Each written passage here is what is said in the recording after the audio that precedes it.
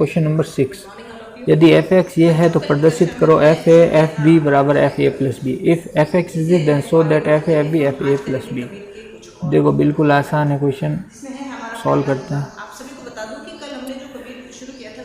F x दे रखा है, ये फंक्शन है एक्स का, तो इसलिए सब जगह एक्स आया है। अगर मैं निकालूँ एफ ए की वैल्यू तो जहाँ जहाँ एक्स है वहाँ पे क्या लिख दूँ मैं, ए। तो cos A sign A 0 0 1 0 0 minus sine ए हो जाएगा और ये क्या हो जाएगा कॉस।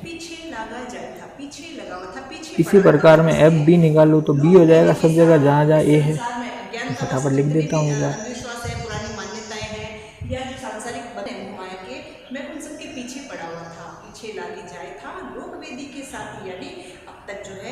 अब देखो ये भी 3 इंटू 3 का है मैट्रिक्स, ये भी क्या है 3 इंटू 3 का है। गिन सकते हो ना, 1 2 3 रो 1 2 3 कॉलम। अब पहला अपना स्टेप है F A into F B करके बताना है। तो आपको पता है कि F A into F B का जो रिजल्टेंट मैट्रिक्स आएगा उसमें ऑर्डर होगा 3 इंटू 3 का। तो शुरू करते हैं।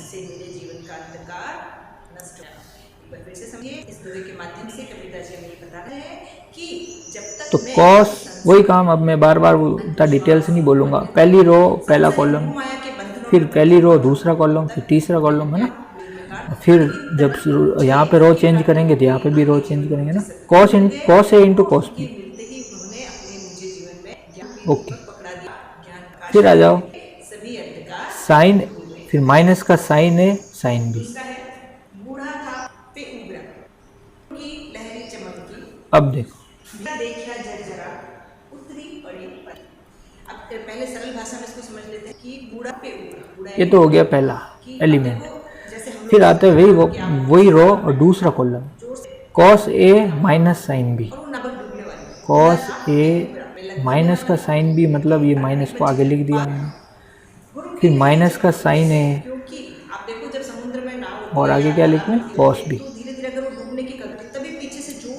ठीक है।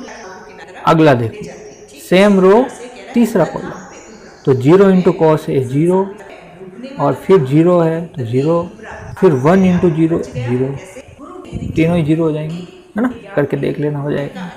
फिर आते हैं सेकंड रो, फिर पहला कॉलम दूसरा कॉलम तीसरा कॉलम। तो सेकंड रो क्या है साइन ए कॉस बी, फिर cos A sine B plus, फिर पहली इसकी सेकंड रो और second column sign A sine B और माइनस का और है ना।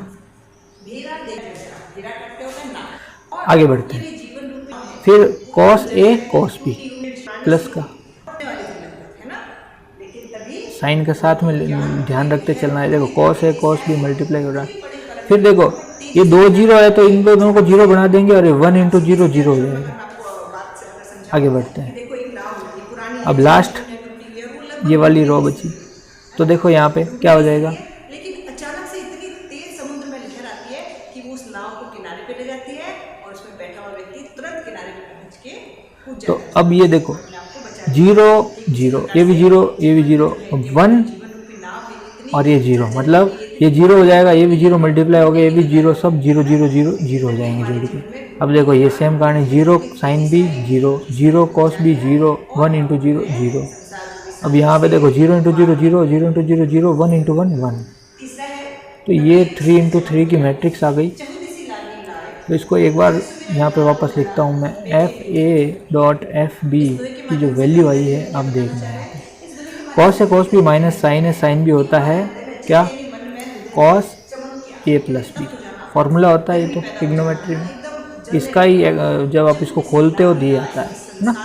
अब देखो यहाँ पे अगर माइनस में कॉमन लेता हूँ एक बार, यहाँ देखना, तो अंदर बचता है कॉस ए साइन बी प्लस साइन ए कॉस बी, और इसका मतलब होता है साइन ए प्लस बी।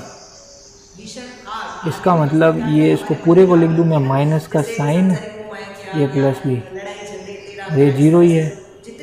अब आ जाओ सेकंड पे। ये तो आपको पता ही है, सिंपल साइन ए प्लस बी का फॉर्मूला ही है। और ये देखो कॉस है कॉस बी माइनस साइन है साइन बी, इसका मतलब ये तो है कॉस इसका ए माइनस बी, ए प्लस बी सॉरी, सेम तो है ये एलिमेंट और ये एलिमेंट सेम ही है। ये भी जीरो, ये जीरो जीरो और 1, तो अपने पास LHS आ गई है ना। तो यहाँ लिख सकते थे अपन टेकिंग LHS है ना। अब करते हैं टेकिंग RHS ए प्लस बी वाला, ठीक है ना। अब देखना एक बार, तो आपको fx की वैल्यू पता है, तो अगर f a प्लस बी निकालना चाहूँ तो आपको पता है कि f a कैसे निकाला था आपने, जहाँ जहाँ x है वहाँ पे a लिखा था। तो a प्लस बी कैसे निकालेंगे, जहाँ जहाँ x है वहाँ पे क्या लिखना है, सिंपल a प्लस बी और कुछ नहीं। ऊपर देखो इसको एक बार, यहाँ पे पुट कर रहा हूँ x की जगह सिंपल a प्लस बी और कुछ नहीं। और ये तो 0 0 0 0 1 है ही, और यहाँ पे क्या आ जाएगा फिर साइन x की जगह पुट करना है a प्लस बी, और यहाँ पे क्या आ जाएगा कॉस a प्लस बी। तो इसका मतलब देखो इन दोनों को आपस में बराबर है, तो इसका मतलब क्या लिख दूँ, LHS equal to RHS, hence prove. वैसे प्रूव कर लेंगे, इजी था। अगला क्वेश्चन देखो 7 क्वेश्चन क्या कह रहा है, यदि A मैट्रिक्स ये है B मैट्रिक्स ये है तो सिद्ध करो कि AB का ट्रांसपोज इक्वल टू होता है B transpose into A transpose. If A matrix this B matrix this then prove that AB का ट्रांसपोज इक्वल टू B